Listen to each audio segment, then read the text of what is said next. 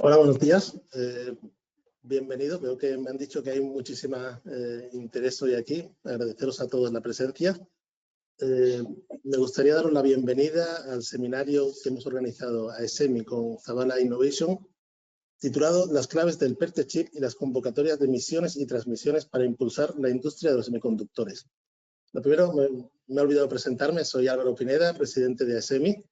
Y bueno, reiterar la bienvenida. Zabala Innovation es para nosotros un partner estratégico al que tengo que agradecer el esfuerzo realizado para organizar esto. Y es un partner estratégico porque es de estas pocas empresas que facilita al ecosistema el acceso a la financiación.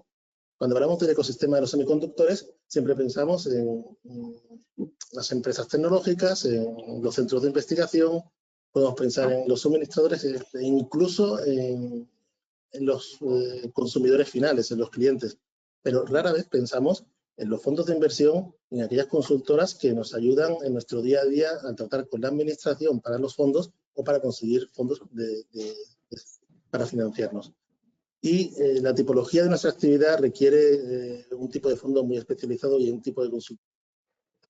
Por ello, agradecer a Zabala el esfuerzo de posicionarse en este sector y por lo que lo vemos como actor estratégico. El PERTE Chip realmente no es más que una oportunidad de financiación para las empresas y supone un reto que yo creo que en el futuro, si lo utilizamos bien, lo que tenemos que conseguir es que este PERTE Chip nos haga tener masa crítica para hacer atractivo el sector de los semiconductores a otra tipología de fondos y a más acciones, de manera que sea un revulsivo para cambiar un poco los años pasados del sector. Entonces, por ello, en el 2021 me vas a permitir que presente un poco a ESEMI, la Asociación Española de la Industria de los Semiconductores. En el año 2021 fundamos 4 empresas a ESEMI.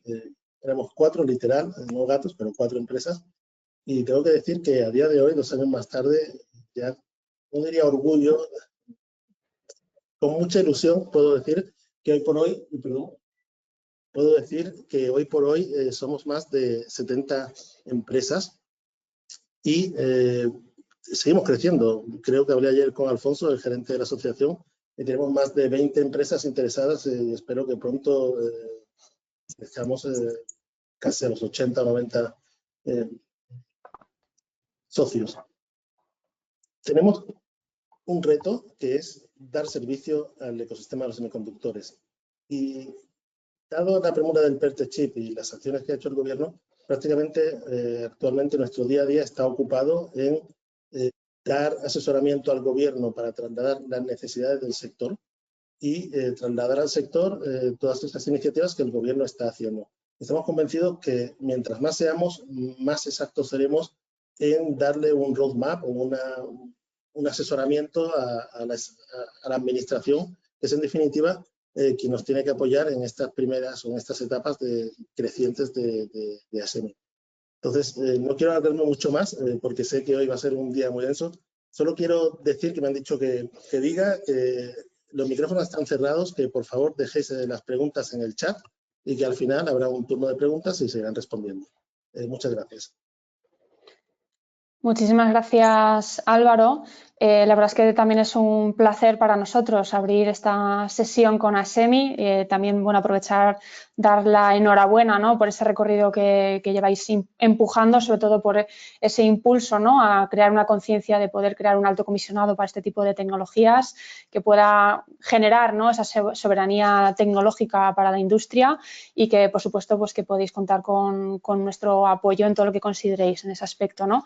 Me voy a presentar, soy Marta García Outón, soy consultora estratégica, llevo más de 8 años en temas de definición y planificación de la estrategia en relación con la innovación y todo lo que es la prospectiva aplicada, ¿no?, para la gestión del cambio. Y conmigo me acompañan 2 compañeros de Zabala, está Raquel Pinillos, que es consultora senior de proyectos nacionales, gestora de referencia de proyectos EDTI, e Imanol Torren, que también es consultor senior en proyectos nacionales y él es el responsable del PERTE de microelectrónica y semiconductores. Ellos van a ser los que van a presentar toda la parte de las convocatorias, metodología para cómo presentar esos proyectos colaborativos. Voy a mostrar mi pantalla. A continuación, simplemente para introducir algunos datos, ¿no?, de Zabala, a ver si sale ya en pantalla. A ver.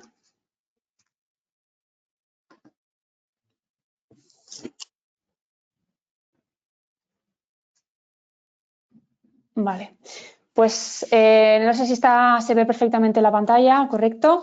Bueno, pues Zabala Innovation, pues somos una empresa de origen familiar, tiene sede en Pamplona y la verdad es que tiene ya una historia de más de 35 años en la que, bueno, pues hemos conseguido ya alcanzar un número de 500 personas, ha sucedido ya este año, y la verdad es que a lo largo de todo este tiempo pues hemos conseguido, ¿no?, posicionar y tener una representación en 13 sedes a nivel nacional, a nivel internacional. Estamos presentes a nivel internacional en Bruselas, estamos en Francia, estamos en Reino Unido y con alguna colaboración con Estados Unidos, ¿no? Y durante todo este tiempo lo que hemos conseguido es convertirnos, pues, bueno, creaba como antecedente pues una consultora referente, ¿no?, tanto a nivel nacional como europeo, en ayudar en esa estrategia de innovación y ayudar a los clientes, ¿no?, a conseguir esa financiación de la I+D+I. Algunos números muy por encima. En temas de áreas de negocio, nuestro foco principal, como se ha adelantado, es la financiación pública para proyectos. En los últimos 4 años, pues en todo ese trabajo en ayudas europeas nacionales, hemos conseguido un retorno de más de 3.500 millones de euros para nuestros clientes. Y luego también tenemos un foco de negocio enfocado a consultoría estratégica de innovación, ¿no?, en todo lo que es ayudar en la implementación y gestión de la estrategia de innovación, en todo lo que es la transformación digital y en los procesos de compra pública de innovación, ¿no? Luego también tenemos una sección y área enfocada a ayudar a implementar criterios de sostenibilidad en la estrategia. Aquí también son algunos números, ¿no?, de ese recorrido de Zabala. Como se puede ver, pues tenemos una amplia experiencia, ¿no?, apoyando en los proyectos en los diferentes PERTEs, por destacar pues el PERTE-BEC, ¿no?, donde también hemos conseguido más de 438 millones de euros, ¿no?, en ayudas, el PERTE de energías renovables o el PERTE espacial, ¿no? Pero bueno, en ese sentido, como las diapositivas, la presentación la vais a tener, tampoco me voy a detener mucho con el fin de dar paso, ¿no?, a los protagonistas de esta sesión. Antes de nada, sí que voy a avisar que al final de la sesión nos vamos a reservar un huequito para daros un obsequio a los que estáis aquí presentes, que introduciremos, como digo, al final, después del turno de las preguntas. Así que nada, voy a dar paso a Raquel Pinillos. Voy a dejar de presentar la pantalla. Raquel, cuando quieras. Sí. No sé si se ve. A ver, todavía no.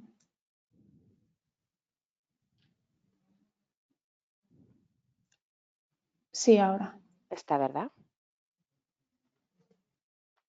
Vale, buenos días a todos.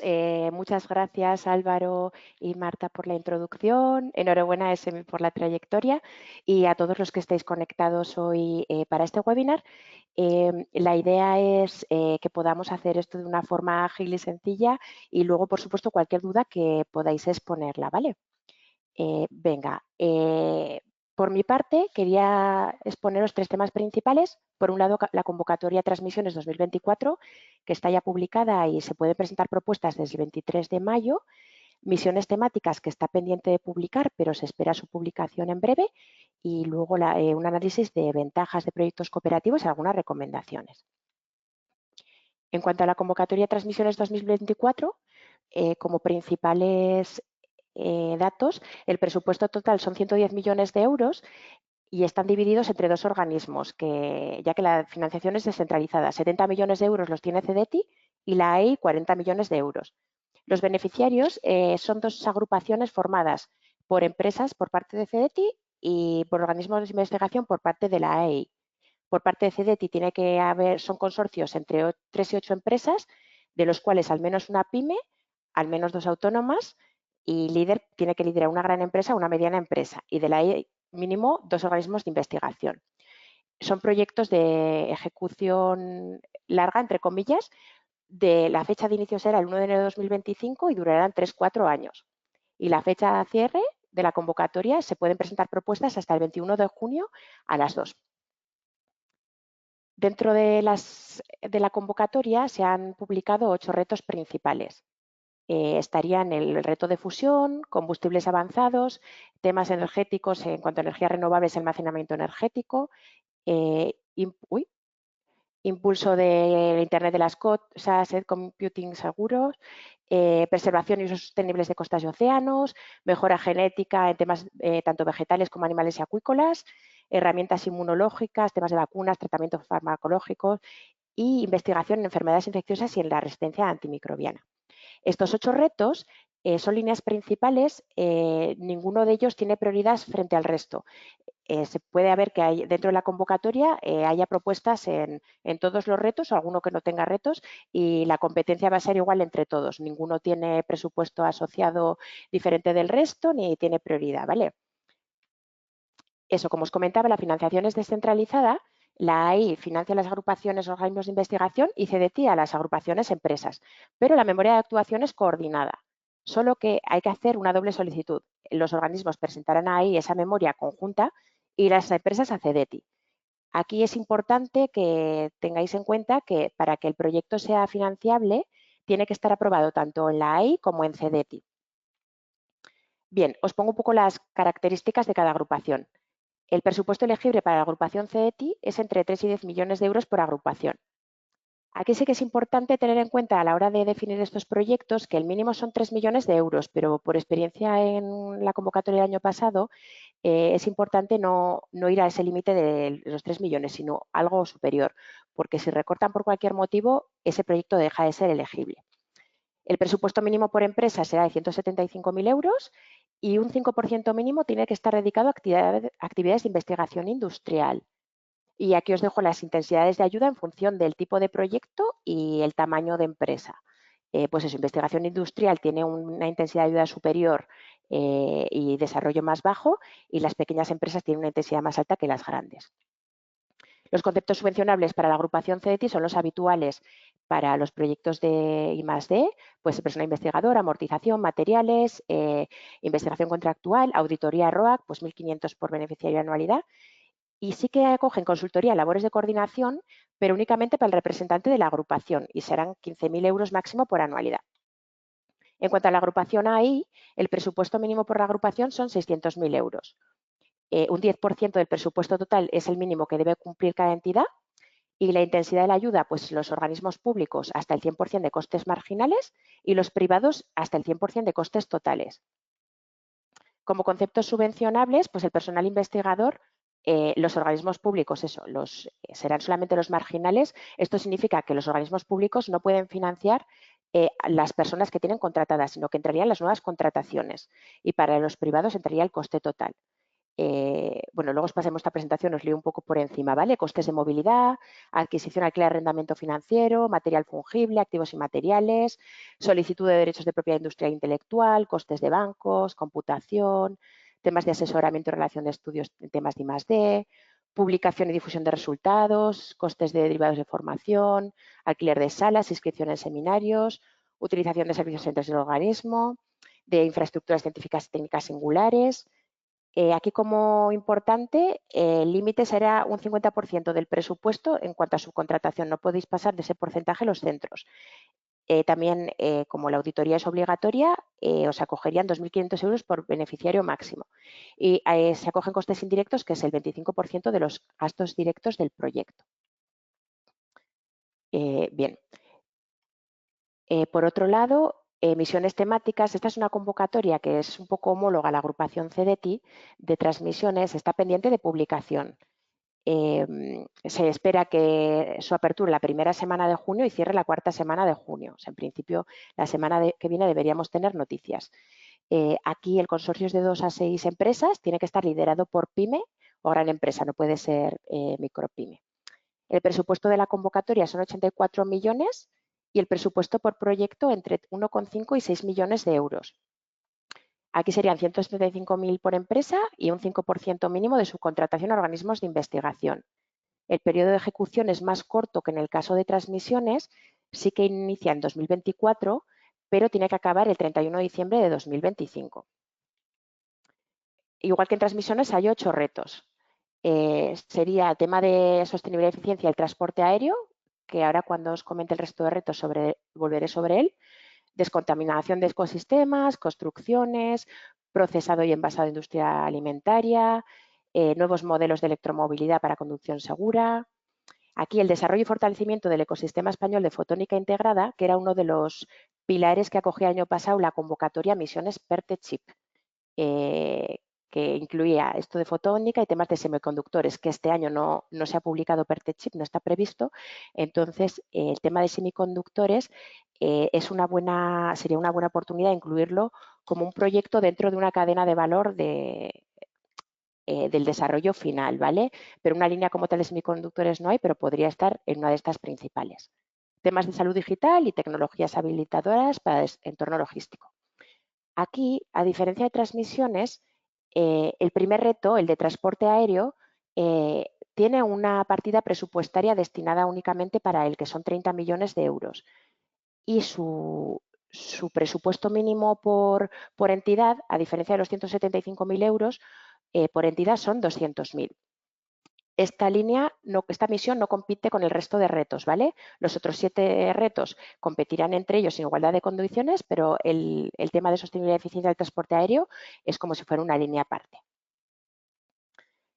Bueno, finalmente quería remarcaros un poco el tema de bondades de las ventajas de proyectos cooperativos, que, bueno, un poco a modo recordatorio, que supongo que los que estáis aquí tenéis más o menos experiencia, o si no es así, pues para resaltarlas. Los proyectos cooperativos permiten alinear los desarrollos proveedores con los intereses propios, reduce el coste del desarrollo porque se reparte el gasto, cada uno asume su presupuesto y cada uno es especialista en su temática, entonces permite agilizar el desarrollo, ¿no?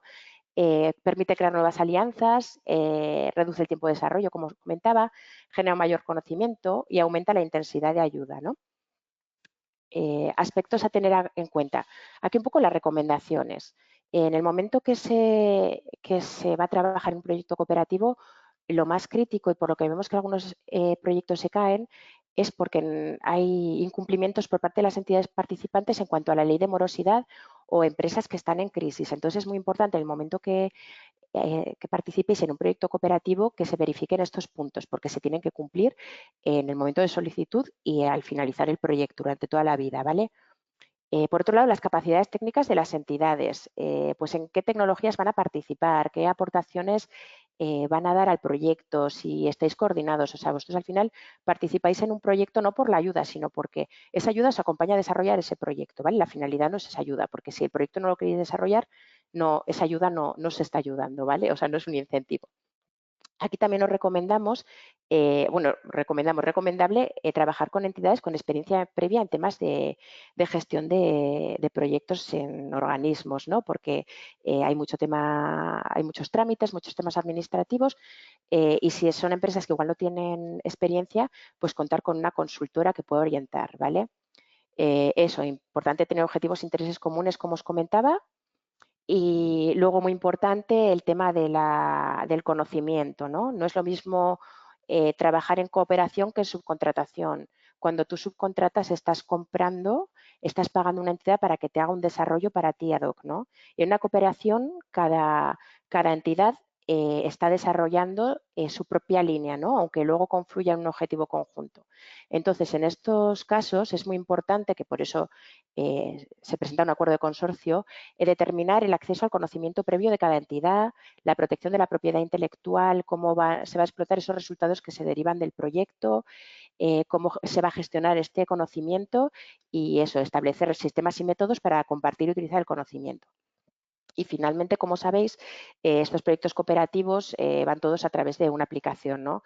Pues aquí es importante, cosas básicas, pero que la persona que vaya a presentar, porque esto se deriva todo en el líder de las agrupaciones, que tenga la firma electrónica, que no tenga problemas de presentación, que se verifiquen todos esos temas administrativos y de capacidad para poder presentar esas propuestas, ¿vale?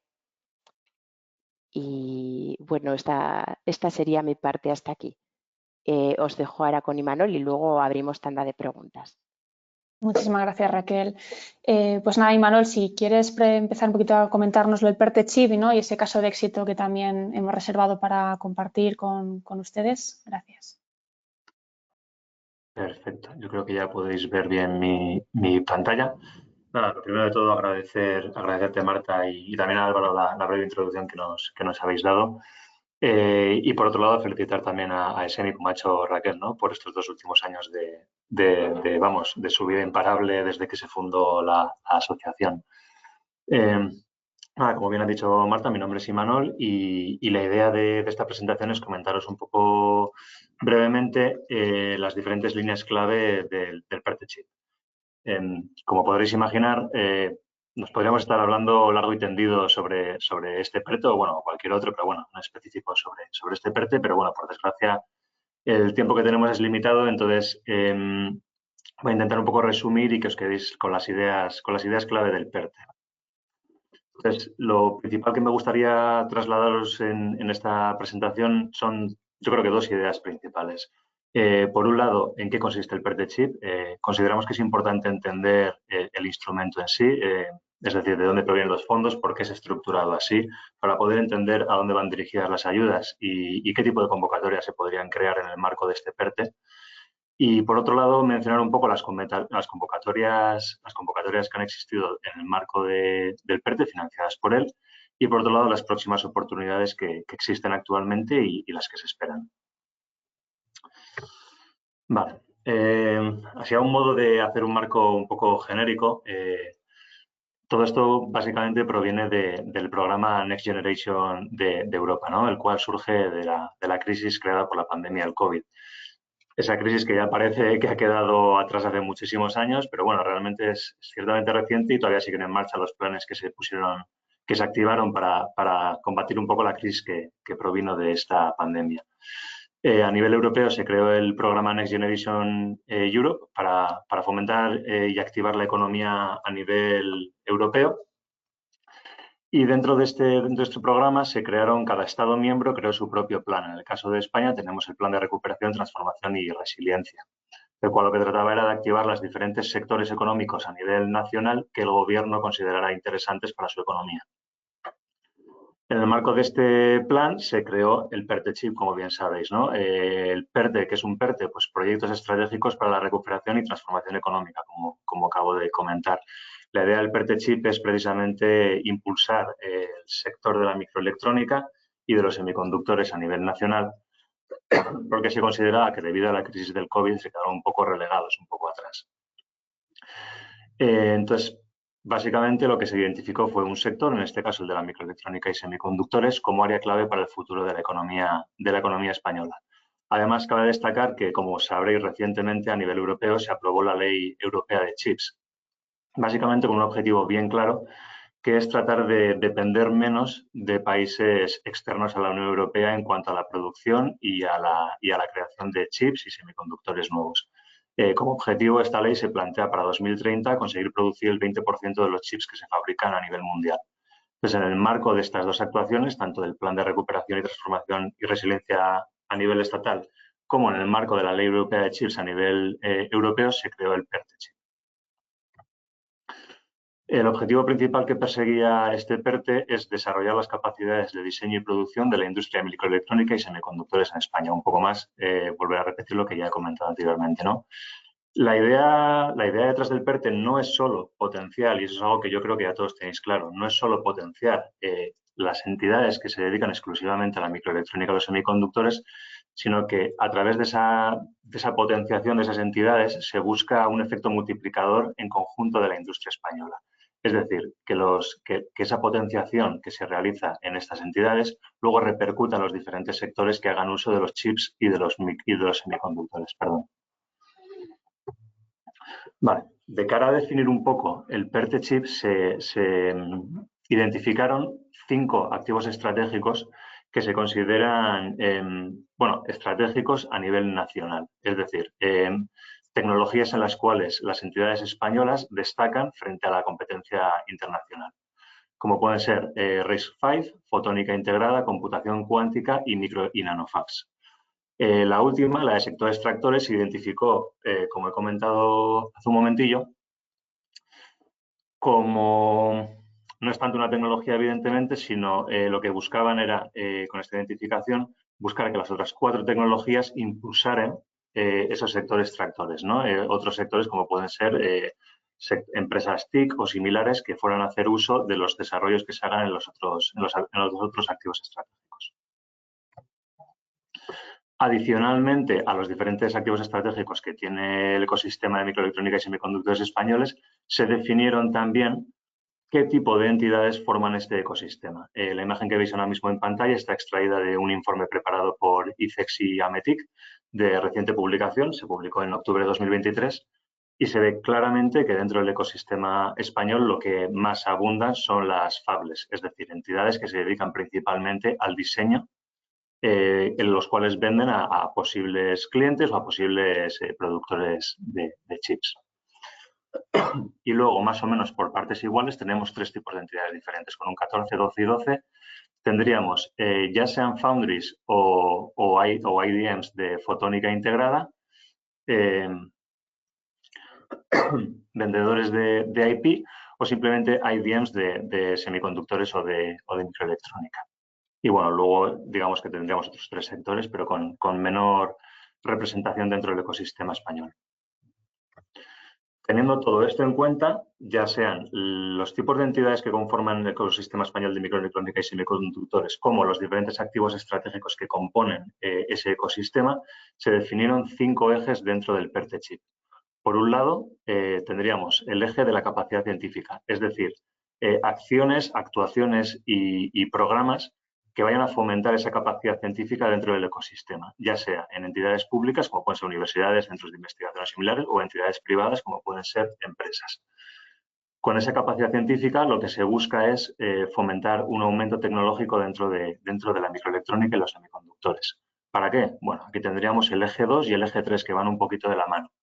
En el eje 2 tenemos la búsqueda de la constitución de fables nuevas, es decir, empresas que se vayan a dedicar al diseño de microprocesadores y de microelectrónica. Y por otro lado, en el eje 3 tenemos la creación de plantas de fabricación, es decir, foundries. Por último, se incluyó en un cuarto eje, ya veis que esto se repite un poco constante, ya que dan bastante importancia al hecho de que aquí he puesto como ejemplo la industria TIC, pero bueno, sería cualquier tipo de sector tractor que pueda traccionar toda la producción que se esté generando tanto del eje 2 como del eje 3, es decir, de las fables y de las nuevas foundries, las cuales están alimentadas por esa nueva capacidad científica que se desarrolla en el eje 1. Esta sería un poco la estructura que tiene el PERTE. Y ya nos metemos un poco más de lleno en el tema de las convocatorias. Aquí tenéis resumidas las 4 que serían, digamos, las más importantes que ha habido hasta ahora desde la creación de este PERTE. Por un lado, mencionar, entiendo que ya os sonará un poquito, el IPCI de microelectrónica, ya que ya lleva varios años en curso. El IPCI son proyectos, en sus siglas en inglés, son proyectos importantes de interés común europeo. En este caso, en el IPCI de microelectrónica participan 14 estados de la Unión Europea y tiene un presupuesto de 8.100 millones de euros. En concreto, en España hay 4 socios directos del IPCI y 6 indirectos. Actualmente, de hecho, hace unas poquitas semanas salió ya la resolución de subvención de 2 de los socios directos del IPCI. Por otro lado, el año pasado también se publicó la convocatoria de proyectos prueba de concepto de la Agencia Estatal de Investigación. Fue una convocatoria que financiaba a centros de investigación y a universidades pruebas de concepto que provinieran de proyectos de investigación de I+D de convocatorias determinadas de la AEI. Se repartieron 30 millones para financiar, lo dicho, diferentes pruebas de concepto. Además, también se publicó la convocatoria de cátedras CHIP, la cual repartió 45 millones para la formación de 17 cátedras universidad-empresa, ¿no? Aquí volvemos a ver esa interrelación que pretenden conseguir entre, digamos, la I+D más básica, la investigación básica que se puede realizar en universidades, con la investigación más aplicada o industrial que se puede realizar en las empresas. Y por último, como comentaba antes mi compañera Raquel, el año pasado se creó una convocatoria específica para el PERTE Chip dentro del organismo de CEDETI, que se llamó Misiones PERTE Chip. En esta misión, tenían 2 misiones, una de fotónica y otra de semiconductores, y se repartieron 47 millones para 14 proyectos. Esta misión, como veremos después, en este año no se prevé su publicación, no va a ser publicada, y en cambio han incluido una línea de fotónica en concreto dentro de la convocatoria que se va a publicar brevemente de misiones. Y como próximas oportunidades os muestro en pantalla las que actualmente conocemos de forma oficial por los diferentes calendarios de publicaciones que publican las diferentes administraciones públicas. Por un lado, como acabo de comentar, comenzando con la de abajo, tenemos la de Misiones PERTE-CHIP, la cual es una convocatoria que se prevé su publicación en... Uy, aquí tengo un error, no se llama Misiones PERTE-CHIP, es la convocatoria Misiones, y dentro de la cual va a haber una misión específica de línea de fotónica. Pero como ha comentado Raquel, evidentemente, ya sea fotónica, ya sea semiconductores, la tecnología se podría incluir en otras líneas siempre y cuando forme parte de la cadena de valor del proyecto. Y por otro lado, para otro tipo de entidades, he anotado también, me imagino que ASEMIS, la Sociedad Estatal de Microelectrónica y Semiconductores, la conoceréis todos. Recientemente el Gobierno ha creado la Sociedad Estatal de Transformación Tecnológica, que sería SET, que va a ser la nueva sociedad que gestione gran parte de los fondos del PERTE-CHIP. Hasta ahora era ASEMIS y ahora va a pasar a ser la SET. Estos fondos de los 12.500 millones que componen el PERTE va a gestionar en torno a 9.000 millones. La idea que tienen con estos fondos es ya sea invertir en nuevas fables o en nuevas foundries que se vayan a formar a nivel estatal. Estamos hablando de proyectos no de I+D, estamos hablando de inversión y estamos hablando de proyectos multimillonarios. La financiación que están buscando es a través ya sea de préstamos o a través de participación directa en el accionariado de las empresas. Esta opción la marco aquí porque puede que pueda interesar a alguno de los asistentes al webinar. Pero básicamente, actualmente, de forma oficial, estas serían un poco las dos líneas por las cuales podríamos buscar financiación dentro del marco del PERTE-CHIP. Evidentemente, como comentaba Raquel, la opción más clara y digamos, buena sería la de participar dentro de una de las líneas de ya sea de transmisiones, ya sea de misiones chip. Y con esto resumiría ya un poco las diferentes convocatorias. Entonces, ya pasando ya al caso de éxito. La idea con este caso de éxito, lo que vamos a presentar es un proyecto que fue aprobado dentro de la convocatoria de misiones chip del año pasado y es un poco para ejemplificar las diferentes cuestiones que hemos tratado durante el webinar, ya sea los diferentes consejos que ha dado Raquel durante su presentación o ver un poco cómo la estructura del PERTE-CHIP precisamente respalda las diferentes actuaciones que he comentado yo durante mi presentación anterior. Vale, bueno, este es el índice. Simplemente, como comentaba, mencionar un poco los objetivos y encaje del proyecto dentro de las líneas de misiones chip del año pasado. Mencionar un poco el consorcio, cómo está formado y qué actuaciones realiza cada socio. Y, por último, mencionaré de forma breve la valoración del proyecto en cuanto a la evaluación que realiza CEDETI del mismo, destacando sobre todo puntos principales que yo creo que suelen quedar olvidados cuando se preparan consorcios y cuando se preparan proyectos y que son importantes a tener en cuenta. Pues el proyecto, el caso de éxito en este caso sería el Impact Photonics. El título en concreto es Investigación para la integración de nuevas arquitecturas sensoras de fotónica integrada, multiplexada y terahercios hiperespectrales para un sistema microfluídico in vitro para monitorizar tratamientos farmacológicos contra el cáncer. Ya veis que hay que coger un poquillo de aire para poder pronunciar el título sin hacer ningún parón. Pero bueno, lo bueno de este título es que básicamente ya va dando pinceladas en qué consiste el proyecto. No solo es fotónica integrada, sino incluye toda la cadena de valor que después va a formar parte del producto final. El proyecto actualmente está en ejecución, comenzó en septiembre del 23 y se prevé finalizar también en septiembre del 25. Entonces, como está en ejecución, como comentaba, daré pinceladas por encima, pero no podemos entrar ni ahondar en el mismo. Entonces, entrando ya en el objetivo general del proyecto, bueno, el objetivo es desarrollar un sensor chip fotónico, eso es lo primero, evidentemente, ya que formaba parte de la convocatoria de misiones chip. Y por otro lado, se integrará este chip con un chip microfluídico y funcionalización química para la detección simultánea in vitro de biomarcadores asociados a la monitorización y el tratamiento del cáncer. Y además también se desarrollará un espectrómetro de banda ancha de terahercios para mejorar la precisión y la detección de estos biomarcadores contra el cáncer. Entonces, ya en el objetivo principal nos están dejando ver que el proyecto busca diferentes cosas, no solo desarrollar el chip fotónico, aunque sea la actuación principal, sino también dar soporte a toda la cadena de valor que va a participar dentro del dispositivo en el que se va a integrar ese chip fotónico. Es decir, ya sea la microfluídica y la funcionalización química que debe tener ese cartucho microfluídico, al igual que la detección de biomarcadores asociados con tratamientos contra el cáncer y, por último, también en la parte del instrumento de espectroscopía de banda ancha.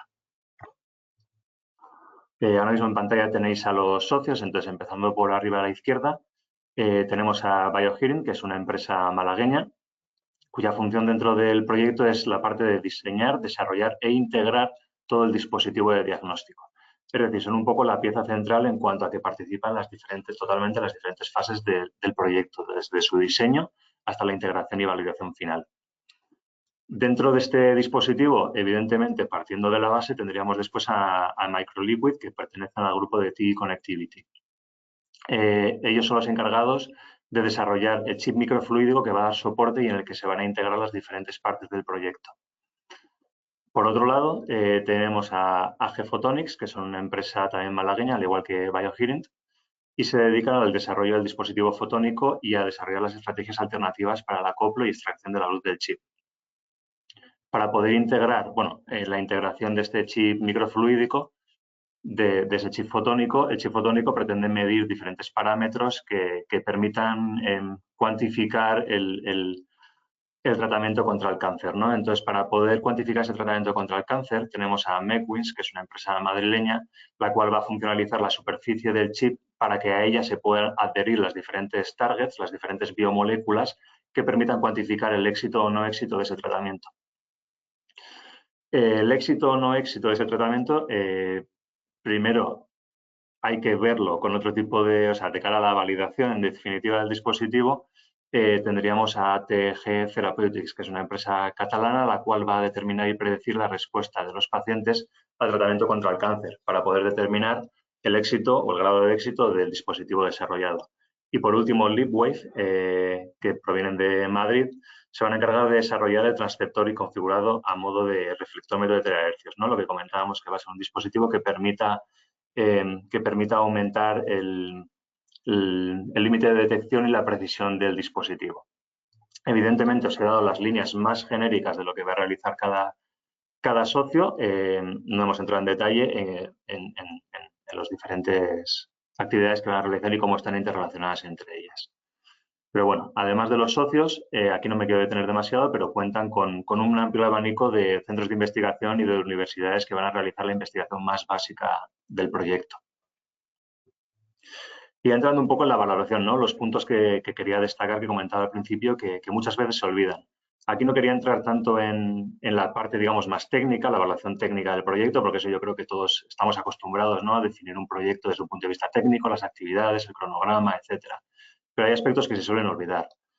Por ejemplo, en el caso de este proyecto, por parte de los evaluadores fue bastante, lo valoraron bastante bien el hecho de que se alineara el proyecto, las diferentes partes, se alineara bastante bien con la estrategia empresarial de cada socio. Es decir, yo en las diapositivas anteriores en ningún momento os he dicho a qué se dedica cada uno de los socios, pero ya viendo en qué partes del proyecto colaboran y de qué partes son, digamos, más responsables, cada uno puede intuir cuál es la estrategia empresarial de cada uno, es decir, a qué se dedica la empresa.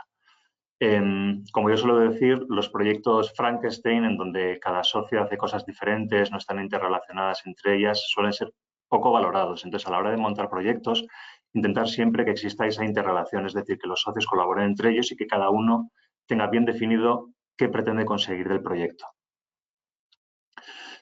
Por otro lado, también valoraron bastante positivamente la capacidad del consorcio para afrontar el proyecto, ¿no? Esto tiene que ver también con los dos puntos anteriores. Es decir, si los socios tienen clara su estrategia, tienen claro en qué van a contribuir en el proyecto y esa contribución está interrelacionada entre ellos, se asume que el proyecto, por tanto, el consorcio, va a tener capacidad para acometer el proyecto.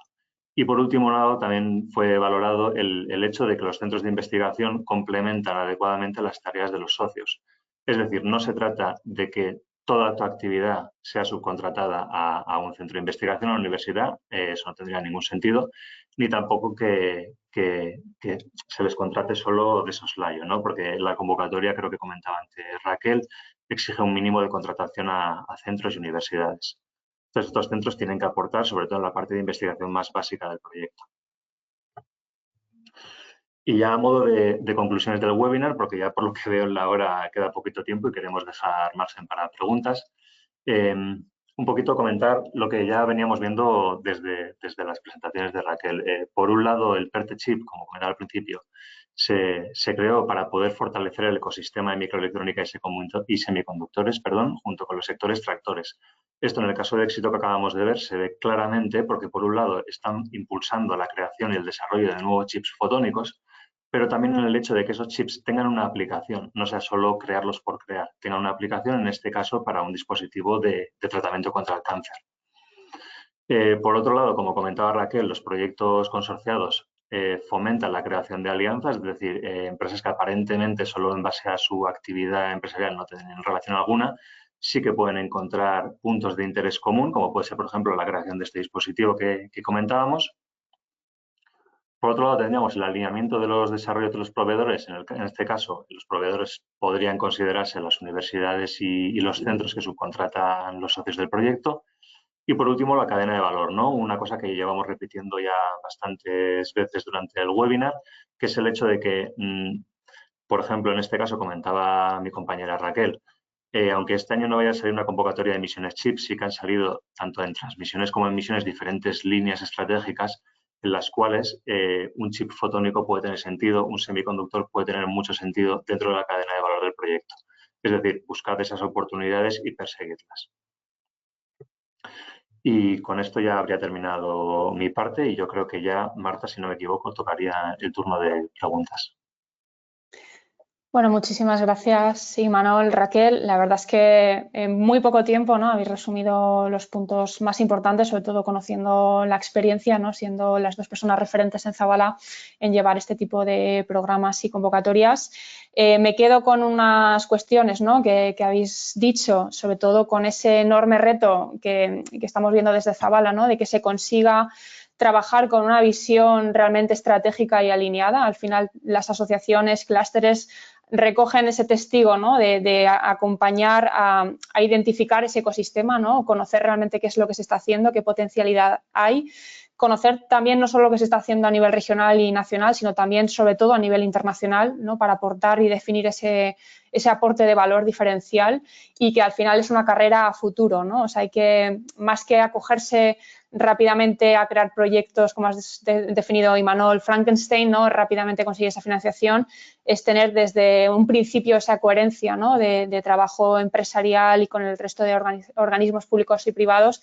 Y ahí, por ejemplo, pues ASEMI pues, ha cogido un testigo importante, ¿no?, con toda la financiación que va a venir pública, ¿no?, desde la Unión Europea en esta industria, pues al final es el testigo que tiene este tipo de organismos, ¿no?, de dinamizar a los actores y proponer una visión a futuro. Pues con el tiempo que tenemos ahí unos 5 minutos, voy a comentar las preguntas que nos han puesto. Para empezar, Mario Alfonso Sureda, estas dos preguntas van a estar dirigidas para Raquel. Preguntas específicamente, no sé si para la convocatoria de transmisiones o misiones, que si el presupuesto mínimo de AEI es 600.000 en total o por centro, en este caso.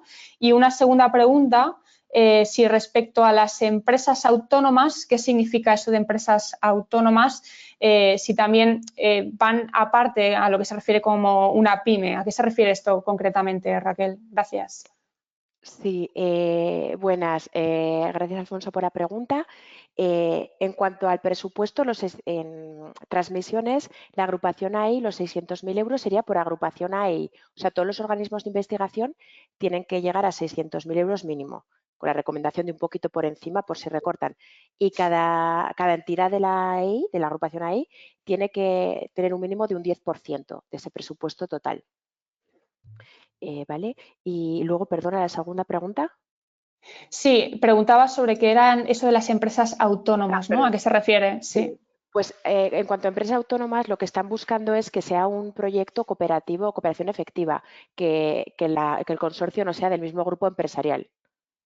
¿Vale? O sea, tiene como máximo el 70% del presupuesto puede ser de un grupo, pero tiene que haber otra entidad que no pertenezca a ese grupo. O sea, 2 entidades autónomas. Perfecto, muchas gracias, Raquel. Luego también pregunta Georgina, que también es para Raquel, sobre lo que es transmisiones, ¿no? Especifica que los centros de investigación que consolidan los presupuestos con los gobiernos regionales aplica costes marginales, ¿no? Pero dice que por la ley de la ciencia sí se puede justificar el personal propio que no es personal funcionario laboral fijo y estatutario. Si no están financiados por otra vía, en principio sí. Lo habitual es que como costes marginales se entiendan las nuevas contrataciones, porque los otros llaman por el otro organismo, pero sí, si no están dentro de otro presupuesto que esté financiado, sí. Vale, perfecto. Luego pregunta Alberto Esteban para Imanol, ¿se conocen los 14 proyectos adjudicados de la convocatoria Misiones PERTE-CHIP? Sí, la convocatoria, o sea, la resolución de la convocatoria fue pública y se conocen, creo que el detalle que se puede obtener son los diferentes socios de cada consorcio y los títulos de los proyectos, así como la nota y la subvención que cada consorcio ha recibido. Eso igual lo mejor va a ser, igual que después, si le podríamos facilitar la resolución, pues ya tendría que ser después del webinar. Vale, si queréis que comparta la pantalla, que la tengo aquí a mano. Sí. Un segundo para que, a ver si me deja abrir.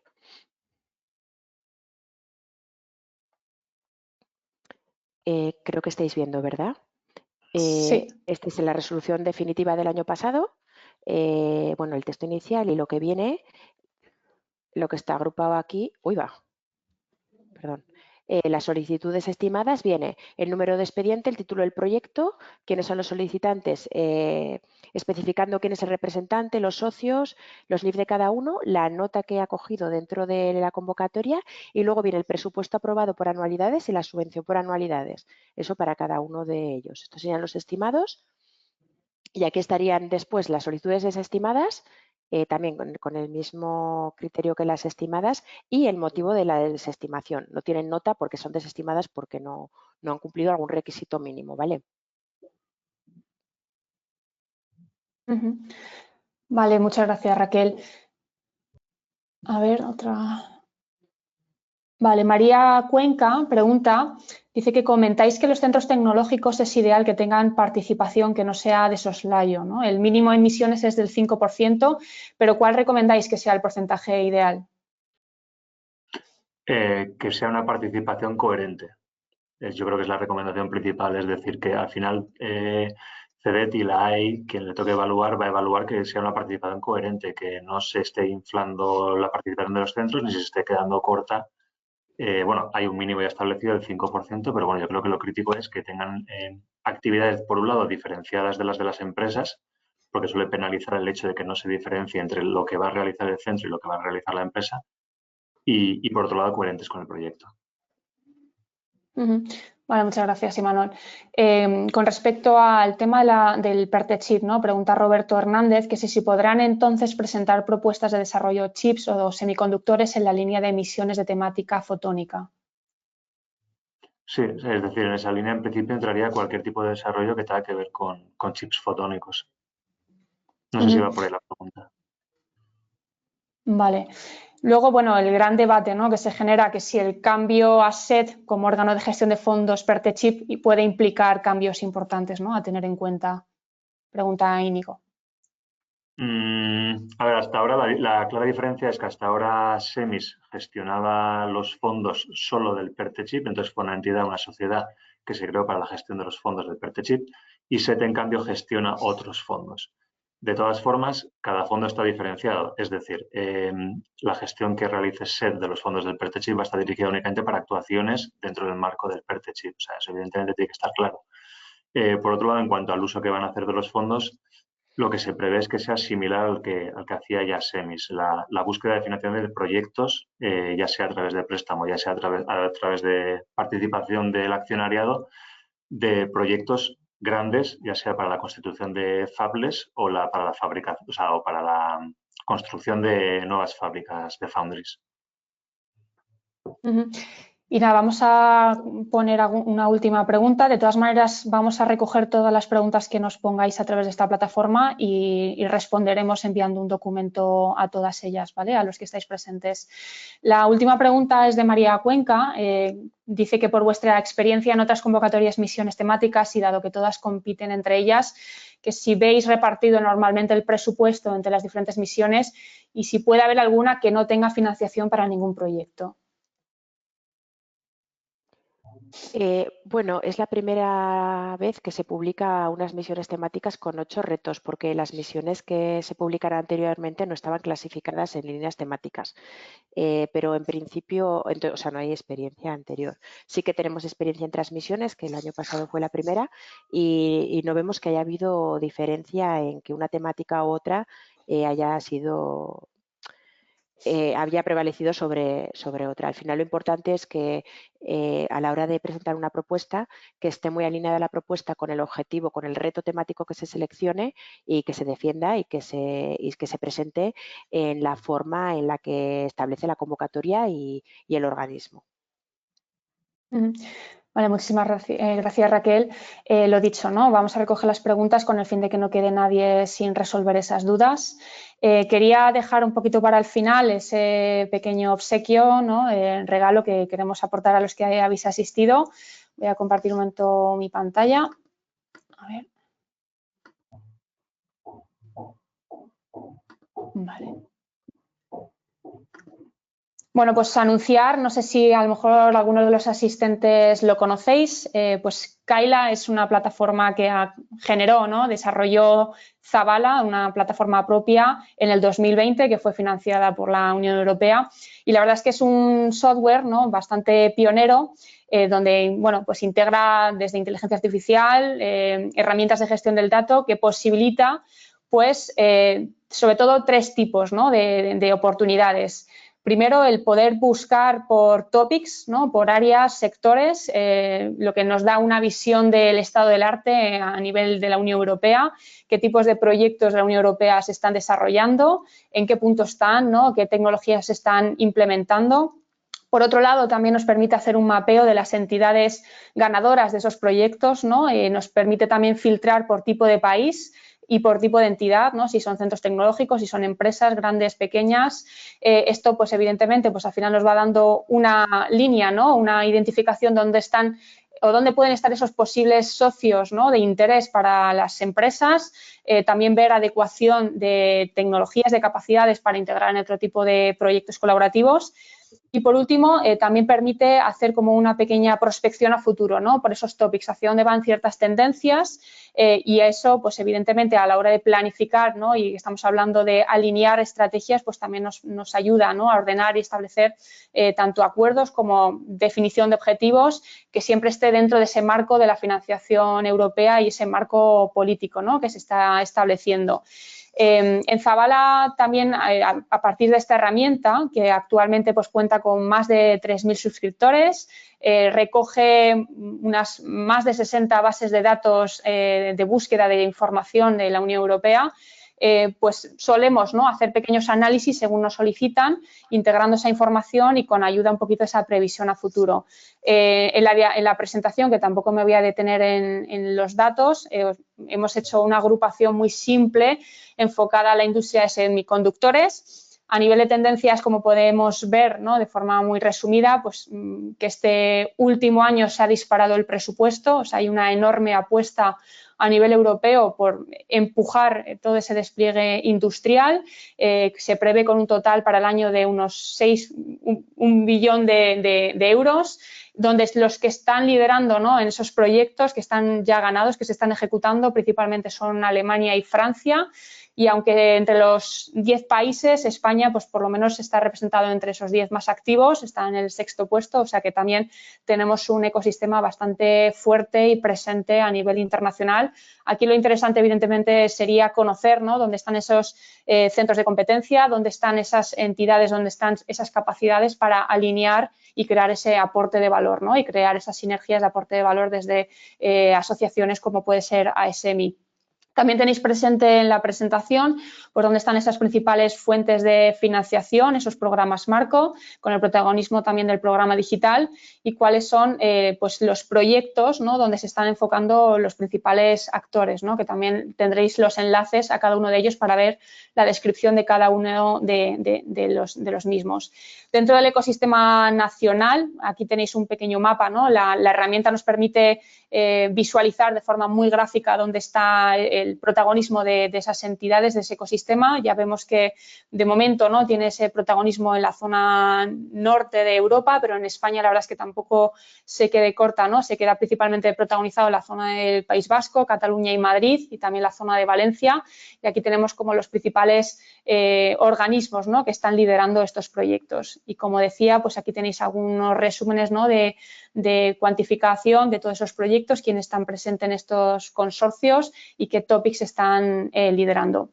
Como decía, a nivel de obsequio, en esta presentación que vamos a compartir con todos ustedes tenéis este QR. Para los que han estado asistiendo, pues les vamos a dar unas semanas, prácticamente un mes de uso de esta herramienta gratuita y, por supuesto, pues también a vuestra disposición para ayudaros en cualquier cuestión que pueda ser relativo a apoyo para los programas de financiación, consultoría estratégica de definición de estrategias de innovación y, por supuesto, pues Álvaro, pues que podamos también seguir en contacto con vosotros para cualquier otra cosa que podáis necesitar. Así que, bueno, agradecer la presencia a todos los asistentes, que la verdad es que no hemos sido pocos. Estaremos atentos, ¿no? A que también podáis ser dentro de la parte competitiva en España, ¿no? Pioneros en esa presentación de propuestas y que podamos seguir un poquito la actividad que sigue creciendo en ASEMI. Así que, de nuevo, pues también la enhorabuena por nuestra parte de ese liderazgo que también estáis mostrando. Gracias por el regalo y por las presentaciones y la información que habéis transmitido, que creo que va a ser muy útil para muchas de las empresas. Gracias. Bueno, muchísimas gracias. Pues nada, como hemos quedado con ASEMI, pues esta presentación ha sido grabada, así que se compartirá con todos ustedes, así como las presentaciones que se han compartido, la información y también entregaremos las respuestas a las preguntas que no han podido contestarse a lo largo de la sesión. Así que nada, muchísimas gracias y bueno, que tengáis todos muy buen día y que podamos seguir en contacto. Gracias a todos. Muchas gracias a todos. Gracias. Bueno. Hasta luego, gracias.